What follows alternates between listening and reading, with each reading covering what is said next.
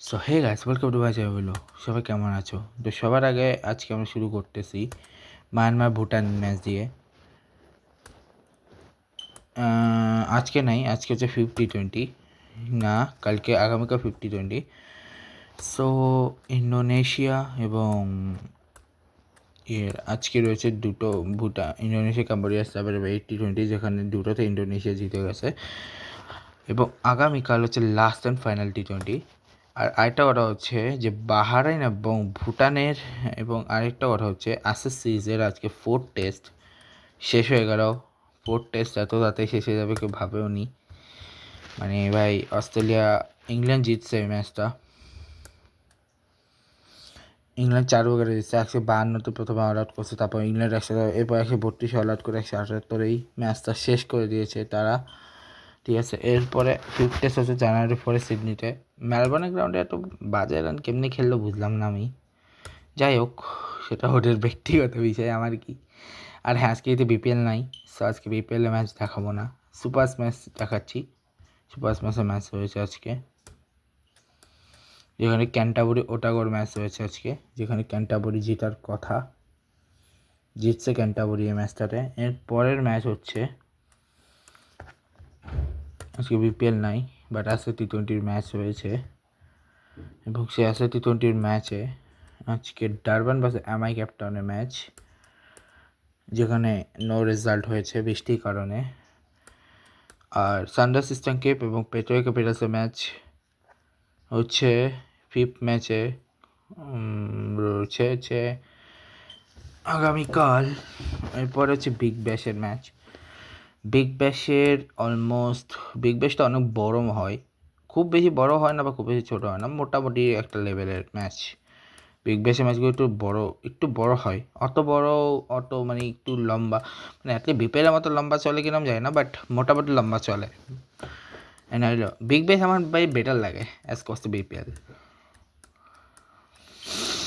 আর আমি হবার্টে supporter because of Rishad Hossain, উনি মধ্যে হবার্টে আছেন, তো আমি এখানে হবার্টে সাপোর্ট করছি। এখানে জানি না হবার্ট জিতবে কিনা, কারণ গতবার তো চ্যাম্পিয়ন হয়েছিল হবার্ট, হারিকেন্স গতবারও চ্যাম্পিয়ন ছিল, এবার জানি না হবে কিনা। এখানে সিডনি ভার্সেস মেলবোর্ন, যেখানে মেলবোর্ন জিতছে। একমাত্র টিম যারা একটা ট্রফি জেতেনি। মেলবোর্ন একমাত্র টিম যারা একটা ট্রফি জেতেনি পুরো, সবাই জিতছে 2-3 বার, কিন্তু মেলবোর্ন একবার জিততে পারেনি। আর আগামীকালকে ম্যাচ হচ্ছে মেলবোর্নের আরেক টিম রেনেগেটস ভার্সেস হবার্ট হারিকেন্সের ম্যাচ। এরপর T20 লিগের আজকে মানে লাস্ট ম্যাচ, তারপরে হচ্ছে কোয়ালিফায়ার হবে। 30টা ম্যাচ হয়, তারপরে কোয়ালিফায়ার। মোট হচ্ছে 34টা ম্যাচের মতো। এবং আজকে আবুধাবি নাইটের গালফ জায়ান্টসের ম্যাচে আবুধাবি নাইটের যেটা কোয়ালিফাই করে গেছে।